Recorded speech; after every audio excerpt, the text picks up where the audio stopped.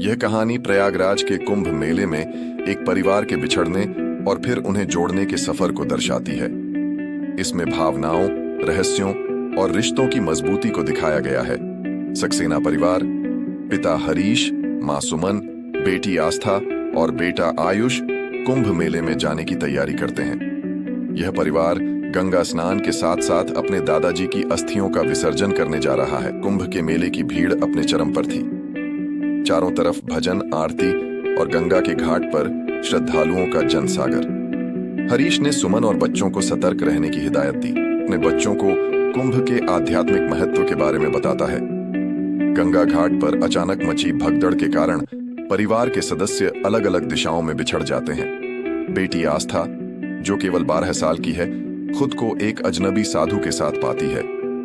सुमन, जो परिवार से अलग हो चुकी है, एक भिखारी महिला जयंती की मदद से अपने बच्चों को खोजने की कोशिश करती है। आयुष, जो 8 साल का है, एक खोई हुई गाय को बचाने के चक्कर में और दूर चला जाता है। उसकी मुलाकात एक अनाथ लड़के मोहन से होती है। हरीश खुद को दोषी मानता है कि वह अपने परिवार की सुरक्षा नहीं कर सका। वह गंगा किनारे बैठकर परिवार को खोजने की कसम खाता है। सुमन का सामना एक तांत्रिक भैरवनाथ से होता है, जो कुंभ में कुछ गुप्त उद्देश्यों के लिए आया है। भैरवनाथ कुंभ के रहस्य का फायदा उठाकर अपनी शक्ति बढ़ाने की कोशिश करता है। प्रयागराज के कुंभ मेले में लाखों की भीड़ उमड़ी हुई थी। चारों तरफ भक्ति का माहौल था, लेकिन इसी पवित्रता के बीच तांत्रिक भैरवनाथ अपने कुटिल षड्यंत्र की योजना बना रहा था। वह एक साधारण तांत्रिक नहीं था। वह गुप्त विद्या का झांता था और कुंभ के रहस्यों का लाभ उठाकर अपार शक्ति प्राप्त करना चाहता था। भैरवनाथ के पास एक प्राचीन ग्रंथ था, जिसमें लिखा था कि हर 12 साल में कुंभ के दौरान गंगा के पवित्र जल में दिव्य ऊर्जा प्रकट होती है। जो भी इस ऊर्जा को अपने तंत्र साधना में समाहित करेगा, वह अजेय हो जाएगा। लेकिन इसके लिए एक अनुष्ठान करना पड़ता था, जिसमें पवित्र आत्माओं को बंदी बनाना होता था। भैरवनाथ ने मेले के सबसे भीड़-भाड़ वाले घाट पर अपनी योजना शुरू की। उसने अपनी तंत्र साधना के लिए एक विशेष स्थान चुना, जहां गंगा का प्रवाह तीव्र था। वह गंगा में स्नान करने आए मासूम श्रद्धालुओं को अपने मंत्रों और छल कपट से बहला फुसलाकर उन्हें अपने जाल में फंसा लेता। गंगा तुम्हें सब कुछ देगी, बस इस छोटे से अनुष्ठान में शामिल हो जाओ, वह भोले भाले लोगों से कहता। लोग उसकी बातों में आ जाते और अनजाने में उसकी साधना का हिस्सा बन जाते। आस्था खुद को अकेले तांत्रिक के जाल में फंसा पाती है। सुमन और आस्था की अचानक मुलाकात होती है। दोनों भावुक हो जाती हैं। आस्था को अपने पिता का रुमाल मिलता है, जो उसे उनके पास जाने की उम्मीद देता है। आयुष मोहन के साथ मेले के अलग अलग हिस्सों में अपने परिवार को ढूंढता है। भैरवनाथ आयुष को फंसा लेता है और उससे एक रहस्यमयी कागज चुराने को कहता है। आयुष तांत्रिक को रोकने के लिए खुद को खतरे में डाल देता है। आस्था गंगा किनारे ध्यान लगाकर अपने परिवार के लिए प्रार्थना करती है। हरीश को एक मंदिर में अपनी बेटी की चूड़ियां मिलती हैं। वह उसे ढूंढने की ओर बढ़ता है। एक रात भैरवनाथ ने चंद्र ग्रहण के समय अपना मुख्य अनुष्ठान शुरू किया। उसने गंगा किनारे एक बड़ा यज्ञ मंडल बनाया, जिसमें रक्त से बने कुछ रहस्यमयी प्रतीक थे। जैसे ही मंत्रों का उच्चारण तेज हुआ, गंगा की लहरें उग्र हो गईं। अचानक पानी में एक चमकदार सुनहरी रोशनी प्रकट हुई। भैरव ने अपनी आंखों में विजय की चमक के साथ कहा, यह वही शक्ति है जो मुझे अजेय बनाएगी। अब मैं इस संसार का राजा बनूंगा। लेकिन भैरव के षड्यंत्र की भनक एक साधु महादेव बाबा को लग चुकी थी। वे एक ज्ञानी और सिद्ध संत थे, जो कुंभ की पवित्रता की रक्षा के लिए हमेशा तैयार रहते थे। उन्होंने भैरवनाथ के अनुष्ठान को रोकने का निश्चय किया। महादेव बाबा अपने शिष्यों के साथ वहां पहुंचे और ऊंची आवाज में बोले, भैरव, तंत्र की शक्ति का उपयोग मानवता की भलाई के लिए होता है, विनाश के लिए नहीं। तुम्हारा यह कृत्य पाप है। भैरवनाथ हंसा और बोला, कोई भी मुझे नहीं रोक सकता। आज मैं इस ऊर्जा का स्वामी बनूंगा। महादेव बाबा और भैरवनाथ के बीच एक आध्यात्मिक संघर्ष शुरू हो गया।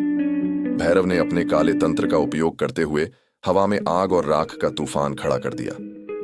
लेकिन महादेव बाबा ने गंगा की पवित्रता और अपने ज्ञान से उसे पलट दिया। अंत में महादेव बाबा ने गंगा जल का उपयोग करके भैरव के षड्यंत्र को समाप्त कर दिया। जैसे ही गंगा जल यज्ञ मंडल पर गिरा, भैरव की शक्ति खत्म हो गई और वह धरती पर गिर पड़ा। उसकी सारी तांत्रिक किताबें और प्रतीक गंगा की लहरों में समा गए। भैरवनाथ का अंत होते ही गंगा फिर से शांत हो गई। लोग महादेव बाबा को प्रणाम करने लगे। बाबा ने कहा, कुंभ का रहस्य मानवता की सेवा में है, न कि इसे नष्ट करने में। जो इस पवित्रता को नष्ट करने का प्रयास करेगा, उसका यही हश्र होगा। इस घटना के बाद कुंभ मेला और अधिक पवित्र और सुरक्षित हो गया और लोगों ने गंगा में डुबकी लगाते हुए सच्चे विश्वास का अनुभव किया। सुमन और हरीश को आयुष के जीवित होने की खबर मिलती है। आयुष, जो गंगा के किनारे एक सन्यासी को मिला, सन्यासी ने आयुष को अपना शिष्य बना लिया और उसे गंगा किनारे के आश्रम में बड़ा किया। सक्सेना परिवार कुंभ मेले में आयुष को खोजने में असफल रहता है। निराश और दुखी होकर वे खाली हाथ घर लौट जाते हैं, अपने बेटे की यादों में डूबे हुए।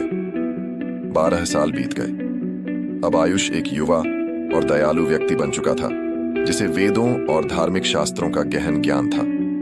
वह हर दिन गंगा किनारे भिक्षा वितरण करता और श्रद्धालुओं की मदद करता। 12 साल बाद सक्सेना परिवार एक बार फिर कुंभ मेले में पहुंचा। उनकी उम्र बढ़ चुकी थी, लेकिन बेटे को खोने का दर्द उनकी आंखों में अब भी झलकता था। इस बार वे सिर्फ गंगा स्नान करने आए थे, लेकिन दिल में एक उम्मीद थी कि शायद वे आयुष को कहीं देख पाएं। मेले के दौरान सुमन ने एक युवा संत को देखा जो गरीबों को भोजन वितरित कर रहा था। उसे देखते ही सुमन का दिल जोर से धड़कने लगा। यह आयुष जैसा दिखता है। वह हरीश और आस्था को लेकर उस युवा संत के पास दौड़ी। सुमन ने कांपते हुए पूछा, तुम्हारा नाम क्या है? युवक ने विनम्रता से कहा, मुझे लोग आनंद कहते हैं। हरीश की आंखों में आंसू भर आए। उसने कहा, क्या तुम हमारे आयुष हो? 12 साल पहले कुंभ में खो गए थे। युवक के चेहरे पर आश्चर्य और भावनाओं की लहर दौड़ गई। उसने अपनी कलाई पर बंधे रक्षा सूत्र को देखा, जिसे उसकी मां ने बांधा था। मां, वह चिल्लाया, आप सच में यहां हैं? आयुष दौड़कर सुमन और हरीश के गले लग गया। आस्था की आंखों से खुशी के आंसू बह रहे थे। आयुष ने अपने आश्रम के गुरु के पास जाकर आशीर्वाद लिया और परिवार के साथ घर लौटने का फैसला किया। आयुष के घर लौटने के बाद सक्सेना परिवार ने उसे गले लगाकर एक नई जिंदगी शुरू की। वह अपने ज्ञान और दया के बल पर गांव में एक आदर्श व्यक्ति बन गया। उसने अपने परिवार के साथ मिलकर गरीबों और जरूरतमंदों की मदद की। इस तरह कुंभ के मेले में खोया बेटा 12 साल बाद परिवार के लिए फिर से एक नई उम्मीद और खुशी बनकर लौटा। तो दोस्तों, यह थी सक्सेना परिवार की प्रेरणादायक कहानी। इस कहानी ने हमें सिखाया कि सच्चा प्रेम और धैर्य किसी भी मुश्किल को पार कर सकता है। अगर आपको यह कहानी पसंद आई हो तो वीडियो को लाइक करें और अपने दोस्तों के साथ शेयर करें। और हाँ, ऐसे ही दिल को छूने वाले किस्से सुनने के लिए चैनल को सब्सक्राइब करना ना भूलें।